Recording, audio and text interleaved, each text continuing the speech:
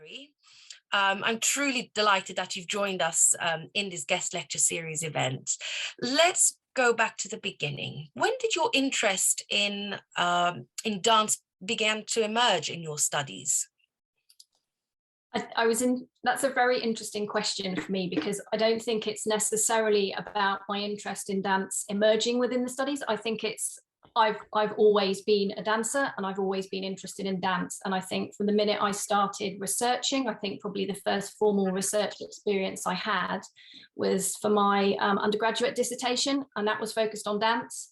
And every bit of research I've done since has either been focused on dance, or it's been using my sort of dance knowledge, my dance awareness, in order to sort of understand and carry out the research I'm doing. So it's always been there, whether in small amount or larger amount, with different foci. So yeah.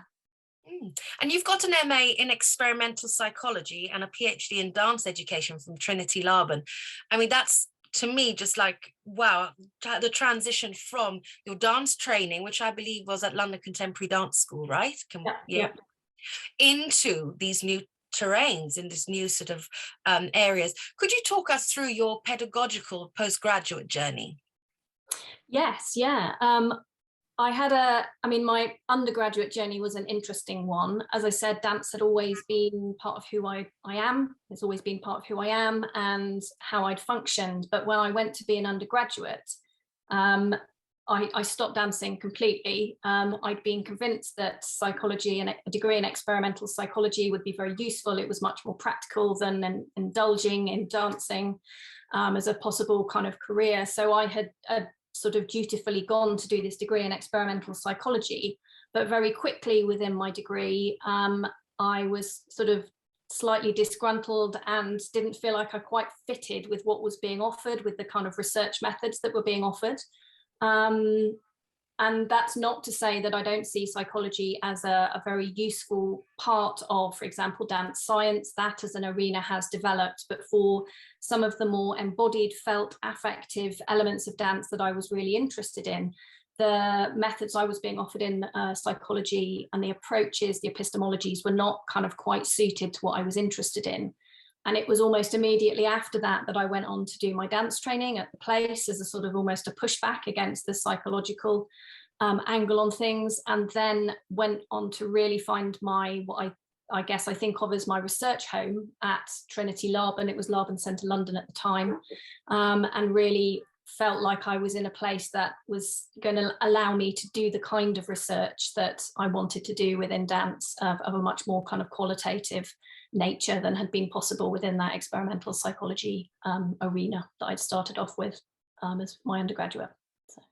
We're going to talk a little bit more about your research projects, but let's maybe focus on your PhD. What was your PhD about? Well, it's very interesting that Amanda Goff is in the audience tonight, because Amanda, I mean, she's named in my PhD, so I'm sure she won't mind me saying, it was a study of 3 very carefully selected dance teachers, expert dance teachers as they were framed in the study. And it was, the whole study was a response. I was working in the education and community programme at Laban at the time.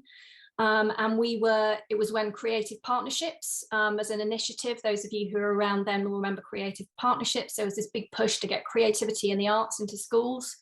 And I was literally picking up the phone and people were saying, can you come and do creativity in our schools? We've got some Creative Partnerships money. And it quickly became apparent that what we thought of as creativity was very different to what schools thought of as creativity. And within that kind of context, my PhD was very much about trying to understand creativity in this early 21st century context, what it was, how it was nurtured. So I was in a really privileged position to be able to work with 3 of our dance artist teachers in the programme at the time. And I spent 4 years of my life researching with them and their practice and understanding how creativity was conceived within the practice at Trinity Laban, and then also how we taught for creativity, what that meant in that context. So yeah. Thank you for that response. I know we've got some of our postgraduate students in the audience, so I'm sure they'll be keen to maybe look up your PhD thesis moving on. But we're going to digress a little bit to talk about some of the projects that you've created, because that in a way has been very much on par with your academic work alongside your practice and these projects that sort of merge and dovetail. So your interest in dance education and creativity have moved across these terrains, and your funded projects, including those funded by the Paul Hamlin Foundation, thinking of the Siobhan Davis dance project that you worked on, Arts Council England, and several more projects in between. And obviously more recently, you've got we thought we'd agree to call it STEAMer, but it's a 2022-2025 project on artistic approaches that involve more creative thinking through the applied arts in STEM. So that's with 11 European partner countries. Could you briefly talk us through maybe this project or any of the projects that you've been interested in?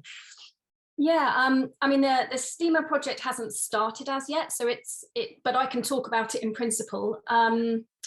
If I'm really honest, I find the header of the STEAM agenda a little bit problematic, but it is one that the arts is increasingly turning to for funding at the moment.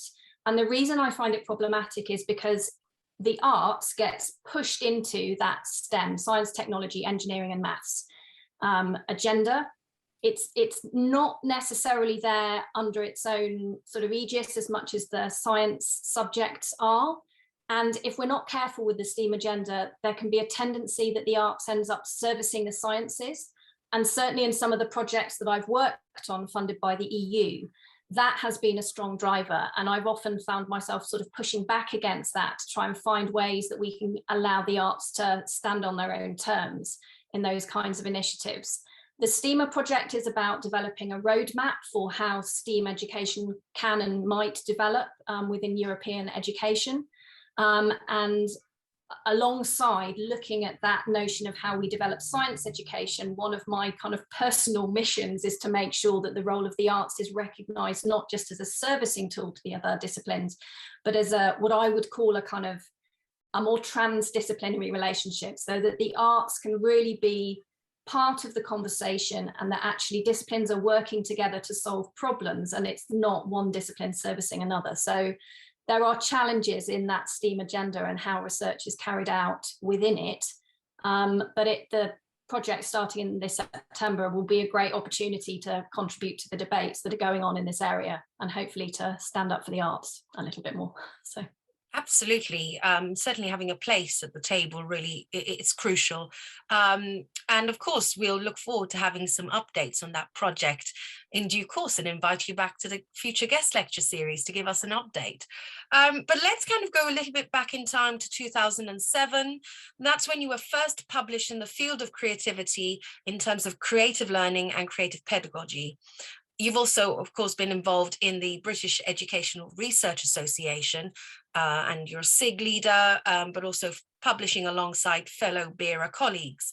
And you've collaborated with colleagues such as Teresa Kramer and the late Anna Kraft, who I think I wanted to spend some time talking about, your connection with Anna Kraft in terms of her legacy, but also your writing on creativity for early years education. And I'm thinking of the key sort of thoughts on possibility thinking in 2008 that you published. Yeah, I mean, working with Anna was a real privilege. She was an outstanding academic, and I don't know if many people are aware, but unfortunately Anna passed away in 2014.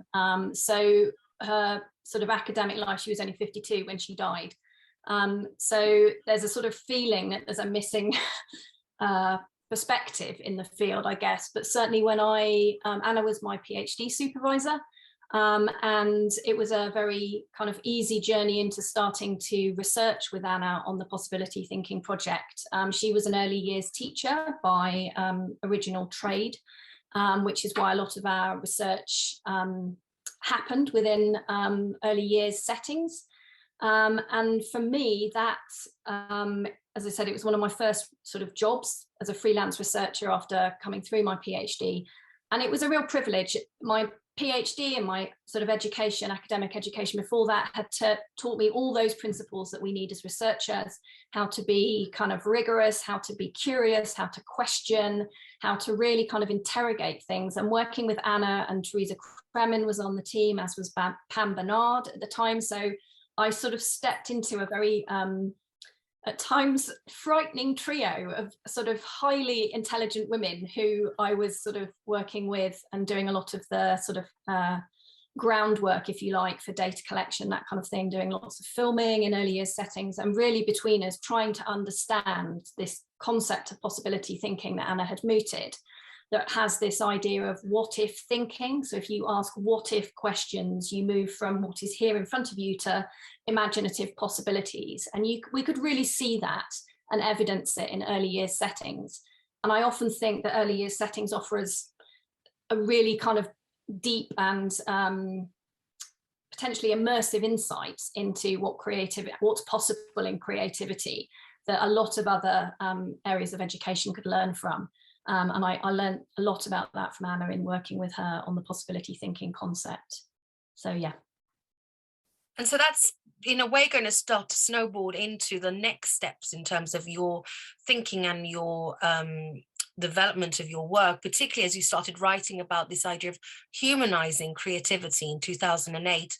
And you know, you've published several moments about humanizing, and I wanted to I'd like you to explore the tensions between the individual, collaborative, and communal creativity.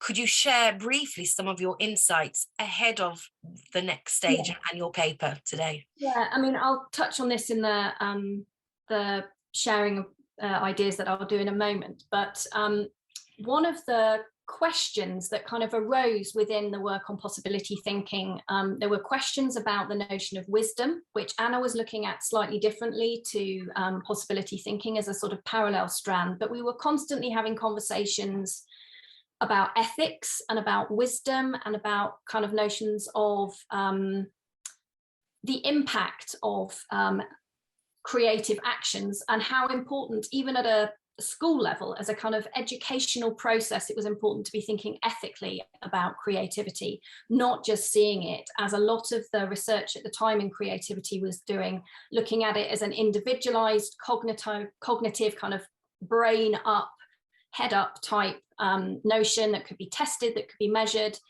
And we were really in possibility thinking trying to push back against that, but then even more so when we were having conversations about the notion of sort of humanizing concepts within the PT team, I was very interested, with my background in dance, in what embodiment had to offer that process, how important the felt, embodied, affective, mind-body connection was to that process.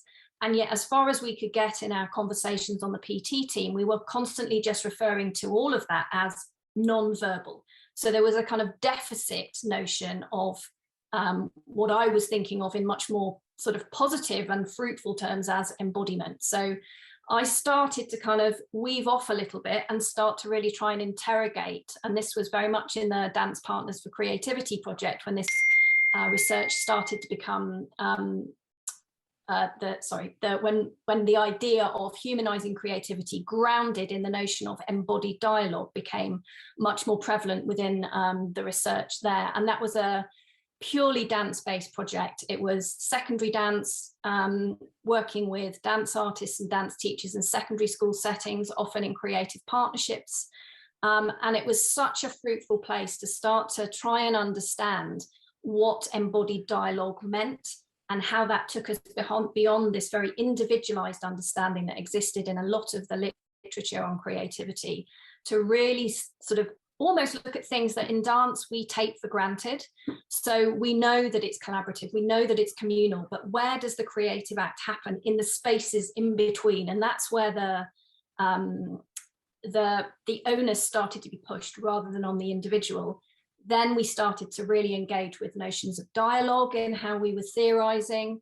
I'll get into that when I talk later, but this notion of creativity happening in the space in between rather than in the individual, and how that allows us to think about creativity as collaborative and communal, is really quite unusual outside of the dance world. In a lot of the creativity literature, it's very individualized. So it was, I think, there recognizing that the dance world and the understandings we have a lot to offer other disciplines, and to sort of move the debate on from what we understand as embodiment, and a lot of people don't quite get in the research world, I think.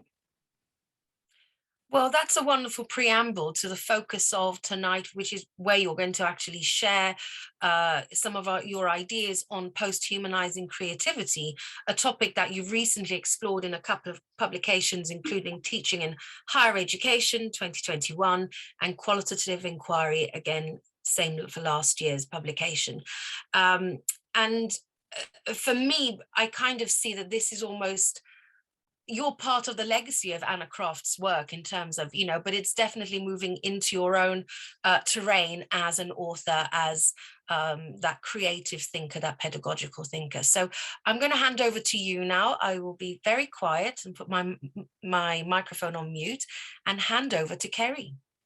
Okay, if you just give me a second to get my slides sorted.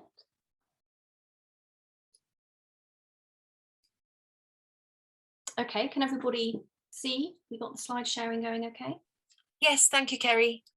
Brilliant. Okay, so as Kathrina said, I'm just going to talk a little bit about this notion of post-humanizing creativity and focus in on a higher education project that we did some research into this notion around.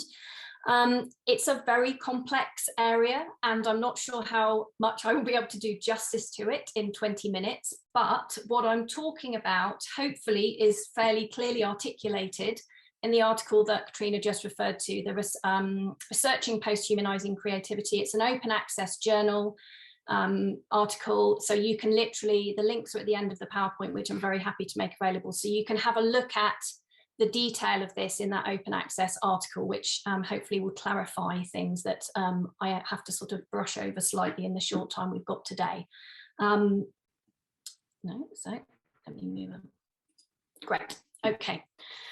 So this is quite a weighty slide with a lot of issues on it, but the reason I want to start off by talking about these kinds of things is that in education, there's a tendency which, you know, Ken Robinson has talked about, many eminent educational researchers and theorists have spoken about, which tell us how much we are stuck in the industrial age in education. We have an industrial age education model. We prioritize maths, English, the sciences at the core. It's a powerful knowledge-based system, and it denies lots of developments in the world that have happened since an industrial age education system was developed. We are now living in an age, and our children are coming through to be citizens in an age which is rife with what are often called wicked challenges. For those of you who haven't come across this term, it means a challenge that is so complex it cannot be solved by one discipline alone. So we are living in a world, sometimes we're living in a world where these wicked challenges are being driven by the notion of the Anthropocene. And by that, I mean we have entered an era, people have argued that we have entered an era in which the power, the impact of human beings has taken over from the power of all other species, such that we are now in a detrimental phase, which is often called the Anthropocene. So we have this era where human impact on the planet is taking over in a detrimental way. And one of the ways it has been suggested that we can start to try and push back against this is by looking at these wicked challenges from a complex perspective, trying to bring different disciplines and a creative approach to bear. And if you look at the education system that we have, how on earth, I kind of sometimes bang my head against the wall on this, how on earth is that education system going to prepare young people to deal with, respond to, live in a world that is rife with these kinds of challenges? I don't really need to list them. You know, the war in Ukraine, the pandemic that we've just gone through, the climate crisis. We cannot just keep doing more of the same in education. So there's a really strong argument that we need to do education differently. And this stems all the way back actually into Anna's work. It's conversations we used to have that we need to be creative in education and to get the most out of understandings like embodied dialogue as to how we can change education to fit young people to be able to respond to these kinds of challenges. So we need creativity to respond to the challenges. And I would also argue that we need creativity to change education from the inside. So that's the kind of big thrust of where this post-humanizing creativity shift comes from in my work. If we need a kind of really ballpark definition of creativity, there's always three elements to sort of keep us grounded and pin us down that I find helpful. The notion that somebody needs to be working in a way that is original, and that can be original for that child. It's not a sort of genius level originality, but originality is important. The notion of value is that idea, does that idea have value for their peer group or their community? And in my work, that certainly then connects to the notion of ethics. Is it ethically sound what the child, the adult, the artist is creating? And imagination, going back actually, you know, thinking of Anna's work on possibility thinking, how important imagination is, going beyond the obvious, how important that is to the creative process. So if you're looking for something short and sharp on creativity, I would be looking at these three elements as key to how we need to be thinking about it and researching it. However, you've probably guessed it's not, I don't think it's as simple as that. We have organizations like the OECD, that's the Organization for Economic Cooperation and Development. They make really strong arguments that we need creativity in education as a 21st century skill. And on one level, as creativity researchers, myself and my team think, great, we've got an organization as powerful as the OECD making these arguments that creativity needs to be happening more in schools. But then we look at the kind of creativity that the OECD is pushing for. It's very connected to a neoliberalist agenda in education. It's connected to a capitalist growth model. It's connected to the marketization of creativity, and it's very grounded in an individualized and cognitive approach, which is what I was sort of hinting at previously. I think we need to be pushing back against. So on one level, we've got the OECD saying, yes, we need creativity, and we think, great, that's very helpful. But we also need to be questioning what kind of creativity is being pushed by these kinds of organizations. So what I'm saying in a lot of my work is we need to be cautious about those rhetorics of creativity. And I've just put up here on this slide two of the kind of strands of work that's happened at University of Exeter, where I'm now based, and at the Open University, where I also used to work with Anna. This notion that I touched on, that we need to be thinking about wisdom in creativity. And this is a book that Anna edited with two other eminent researchers in the field, Howard Gardner and Guy Claxton. It's really worth a look if you haven't come across it, because there's a lot of groundwork in there about this notion of why and how creativity needs to be wise, and we cannot have an ethics-free approach to creativity in education. So it's a strand I've picked up in my own work, and there's just the first page there of one of my 2018 publications, where I'm starting to make this shift from understanding the humanizing process and wisdom from a humanist point of view, and actually starting to turn to some of the post-human ideas to grapple with some of the problems, the challenges of the Anthropocene that I mentioned at the beginning. So I think we always have to be critical of arguments for creativity in education until we know more about what's behind them. So it's not a sort of anything goes type of creativity that we're kind of interested in education. So what alternatives to that OECD approach to creativity might be possible?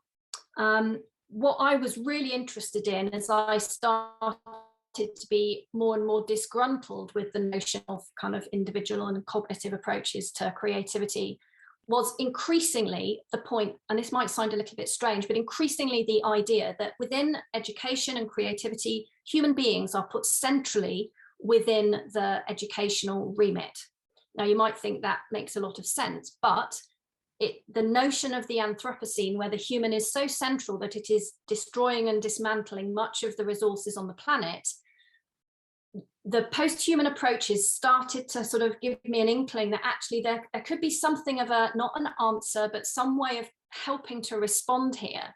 So that if we shift the emphasis off the human onto the environment, onto technology, onto other actants, and think about creativity as not so centralized on humans, but this notion that creativity happens in between, we might stand a chance within education and within the kind of world crises we're facing of actually being able to do something about this, because we take the onus off the main destructive force, which is the humans in this process.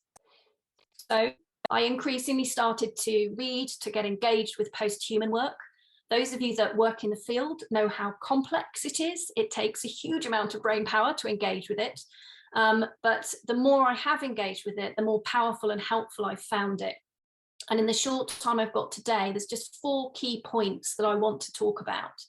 So I'm drawing here on the work of people like Karen Barad, Rosie Braidotti. They argue that alongside humans, other living beings, objects, materials, and environments are equal actants or sources of action.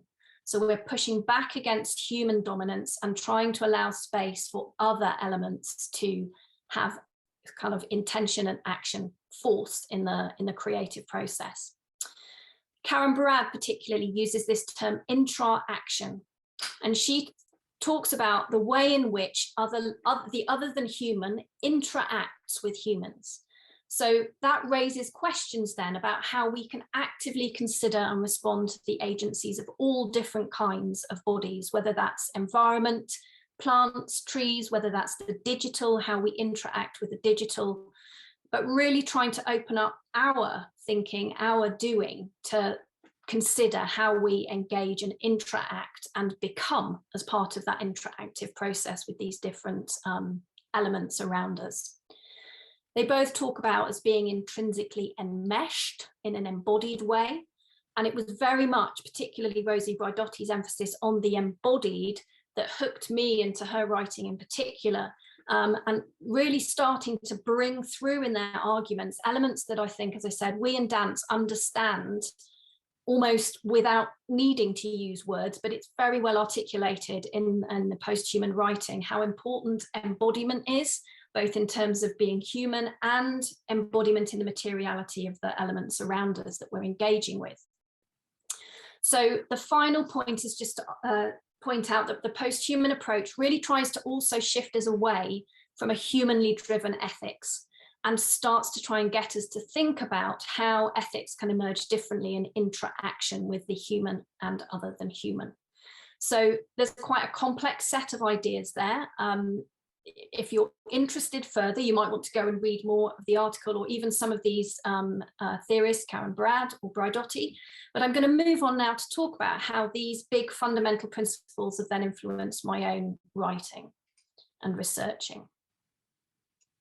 So this notion of post-humanizing creativity, it has very much kept within it the notion of embodied dialogue from the wise humanizing creativity idea. And dialogue for me, I have found Bakhtin, who's a Russian philosopher, his work extremely helpful in trying to understand the space in between, the interaction in between. He was not a post-humanist, but his work takes us to the brink of being able to understand the world in a post-human way, and I found it very helpful. And one of the things Bakhtin talks about is that dialogue does not always have to be verbal. It can be very much engaging with the other of all kinds. And he really puts an emphasis on dialogue, not just being about conversation that's going wherever it likes. It's very much about asking questions, which lead to answers, which lead to questions. It's a generative creative process, which is why, from my point of view, I see dialogue as such a strong part of how creativity happens. And the fact that we are talking about embodied dialogue, as I said, is really important. Barad and Braidotti especially really emphasize this notion of embodiment as part of the dialogue, and really trying to think about the other as part of how we create, and not only the human other, but it could be a mathematician working with their idea as an other. It could be a gardener growing their plants creatively as the other. So it's a really extended notion of the other that comes into play in this understanding of creativity. So as I've been kind of intimating, this notion of decentering the human is really important within post-human and new materialist understandings of creativity. We're trying to take the human out of the middle, out of that controlling, dominant place, and really try and see the human as in interaction with other living beings, nature, technology, all sorts of different elements that kind of exist, that become, that are sort of manifest different ways of knowing than we understand as humans, and really trying to allow space for those. And this is just an image from Siobhan Davis, the Siobhan Davis project, where you can see there was a lot of emphasis on transdisciplinary practice, on working with objects, seeing how objects shape, transform, move, choreographic practice on particularly, but really trying to, as I said, push back and decenter the human. I'm going to shift on. So what the kind of the hub of the idea, I've used the word becoming a few times, and this is a really important notion, that we are all in a process of becoming. In a real nutshell, if we try and kind of pin it down, this notion of making and being made is really important. So through the process of creating, when we create choreography, when a mathematician develops a formula in response to a kind of a question, the mathematician, the choreographer are being made at the same time as making. And if, particularly within a post-human approach, if we can try and understand all of the influential elements in a more kind of flattened hierarchy, to my mind, we have a better possibility of understanding the creative process, but then also being able to do things differently with the creative process in education and more widely, you know, in facing up to some of those Anthropocene challenges that I was talking about at the beginning. As I said, ethics emerges differently. And the reason I put this image here, it's not an image from David Attenborough's series, but I'm sure many of you have seen David Attenborough's latest series, The Green Planet. And I think for me, it's a really fantastic example of how we need to do ethics differently and how we need to see the world differently. If you see some of the time-lapse films of the plants on those programs, they almost become animal in how you see them move, shape, they engulf other plants, they kill other plants, they're seeking out nutrients, they're working in rhizomal interaction with fungi.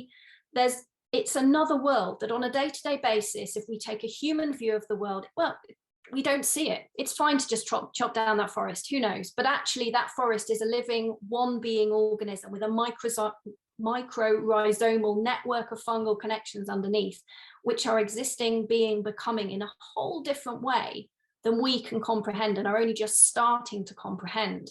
And if we use those kind of moments of clarity that we can get through the technology, and so throughout all of this, one of the things I do want to say is that I don't want to remove human beings from the picture. I think we are potent and powerful in how we can function, but I think we need to listen and see differently in order that we can really engage and understand, well, not even understand, because I don't think we're necessarily capable of that, but to really take on and work with the different ways of being, to listen and care differently, as I've sort of said on the slide there.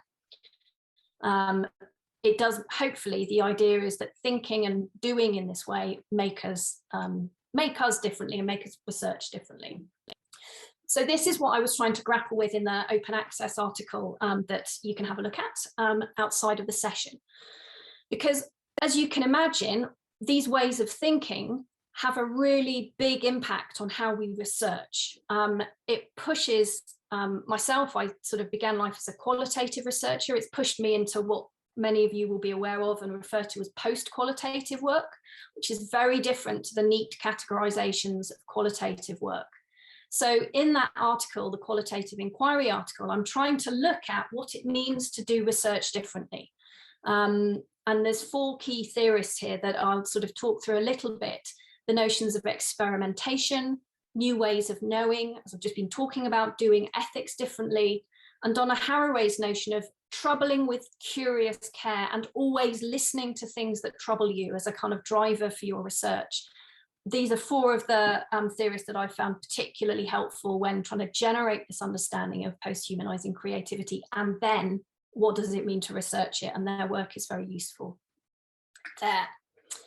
So I'm just going to talk very briefly about a project called Psyculture, in which I've found a really kind of spacious place to investigate these ideas. Psyculture is a luxurious project because it was funded by the EU, and it happens outside of higher education teaching systems. So what we do is not assessed. It's not really held to account by anyone. It's an exploratory space where, working with colleagues, myself in the arts, we've had fine arts colleagues involved, business colleagues and scientists have also been involved. So we have kind of colleagues from across those disciplines. And over the last 4 years, we've been working together to design and teach and then research week-long intensive courses where we take a challenge of the Anthropocene. We have about 25 participants. Pre-lockdown, they would travel to a European location and all work physically together. We ended up with one of the week-long courses entirely online, which was a slightly excruciating experience. We also now have run hybrid versions of the course. But the real push of the course is to facilitate those participants through a transdisciplinary experience, really trying to experiment with some of the post-humanizing ideas that increasingly myself and the team of colleagues have become interested in. And interestingly, increasingly participants are coming with an awareness of those ideas. So at the beginning of the 4 years, if we talked about the post-human on the course, it was a kind of blank look and a now we have particularly PhD students coming with quite active understandings of post-humanizing approaches, which is great because it means we're all hitting the ground running together, so to speak. So the research has taken place within these Psyculture intensives. This just gives you an idea of how the week looks. It uses design thinking, so a kind of taking you through a creative process grounded in the design thinking approach. Participants are grouped in cross-disciplinary clusters, and they work together in those clusters across the week to respond to whatever the challenge is that's been set for that particular week. And that might be looking at the future of education, the well-being of cities, the climate crisis. Those are all foci for courses that have happened or are happening currently. So they work across the week, and it's their job to respond using all of the facilitation processes that we work with them across the week in whatever way they see fit by the Friday. And they offer sharings, and sharings have included everything from beach installations to theatre productions to product design. It very much depends on the skill set that the participants bring with them. But it's a really varied outcome, and really interesting and kind of challenging to work with participants from across those three, well, all sorts of disciplines coming. I mean, science, arts and business is a loose definition of the people who come. But it's been a really kind of interesting place to work with and investigate post-human approaches. So in the last course, we kind of alighted on this question or focal area of really starting to try and understand how different materialities and spatialities matter within innovative higher education practice. So really trying to get to grips with the fact that if we say we are interested in embodiment, materiality, how do those impact on, how do they develop and shape our pedagogy and what we're doing with the participants on the courses and their learning process? Excuse me. So in the article, we look at, I look at the notion of matter and spatiality, of a technique used and developed by Maggie McClure around what are called glow moments. So instead of working sort of assiduously through a data set, you take a much more affective response to your data that we collected from Psyculture. And if you've had a look at the article, you can see all of this represented in a mural. So we've used digital software as a means to manipulate, work with, find threads and cuts through data and their interaction with theory. As I said before, doing ethics differently.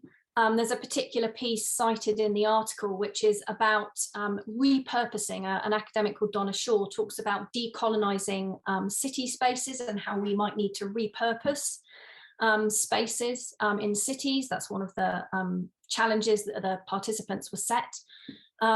there's also, again, this notion of staying with the trouble that Donna Haraway talks about. And in the article, it's trying to get to grips with those 4 means of researching that the 4 theorists put forward. What does that actually mean in practice? So that's what we were doing in the psychology course, was trying to put those into practice. And some of the things that we came through with, one of the techniques that is often used in new materialist and post-human research is the idea of cutting theory through assemblages of data. So we had collected an assemblage of data that had glowed for us. We'd looked at that and really tried to then start to find theory that would help us with these questions of matter and spatiality. So those of you that know some of the literature will recognize some of these words, these sort of conceptualizations on the slide here. We found Erin Manning's work on body worlding very helpful. So that really helped us to start to understand how we were creating space, not just responding to a space and working within its limitations, but how we were creating space as part of how we taught. It really mattered that we were creating a sharing on the beach in the blowing wind. It mattered that we had students in a really long, thin corridor engaging in an exercise that it almost kind of made their thinking long and thin. And Erin Manning's work really helped us to start to get to grips with how we and the students, the participants, were creating spaces as part of the pedagogies, and to really start to be aware and to listen to that, and how we could then start to bring that into our planning more as to how we taught. The next couple of points refer to Doreen Massey's work on spatial atmospheres, storying potentials.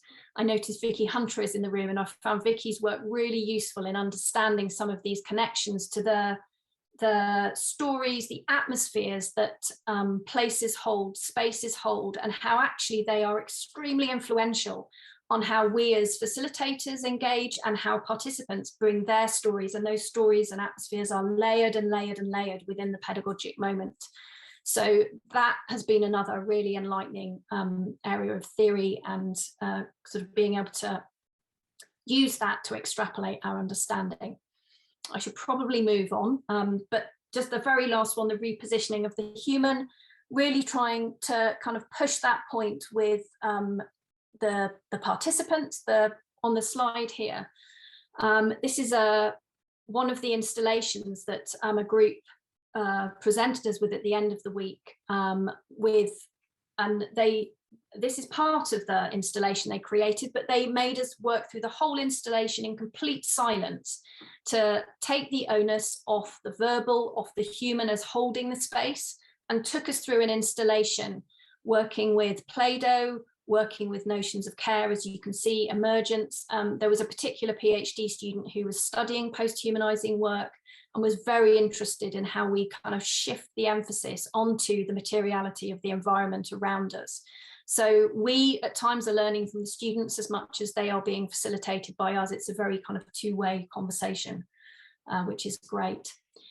So I'm just going to wrap up. There's just a couple of things that I want to kind of pull through on this last slide. I think one of the things I'm just going to pull through is this notion of unsticking yourself from neat humanist approaches. As someone who's been trained for years as a qualitative researcher, I'm not going to pretend it's easy to try and take a post-human approach, and you are often, as a post-human researcher, still very much in charge of what's happening. You're writing the articles, you're trying your best to decenter yourself a lot, and it's an extremely difficult process to engage in. That aside, I found it extremely rewarding trying to understand this notion of the post-human in relation to creativity, the way it brings through things that we understand in dance very clearly and very embodiedly, and trying to work with them. I mean, you maybe could see from some of the images, a lot of the people on the psychology course will come with no dance experience whatsoever. Dancing with scientists, with business people, with people from all sorts of backgrounds, and working to get them to understand that notion of embodiment and materiality. It's challenging, but really kind of rewarding. I think the last couple of points to just make is that the post-human approach, I think, can be quite dangerous within neoliberal judgment systems. I think in higher education, we can we have a very, very neoliberal judgment system, and this kind of work can be dismissed or given less space than other ways of researching. And I think certainly the SciCulture project has given us a space to explore these ideas where we are sidestepping the system slightly. But I think there's also a lot of work to be done to try and get into the system on the inside and to try and subvert the system from the inside and change it from within as well. So probably on that note of subversion, I will stop there, if that's okay. So thank you.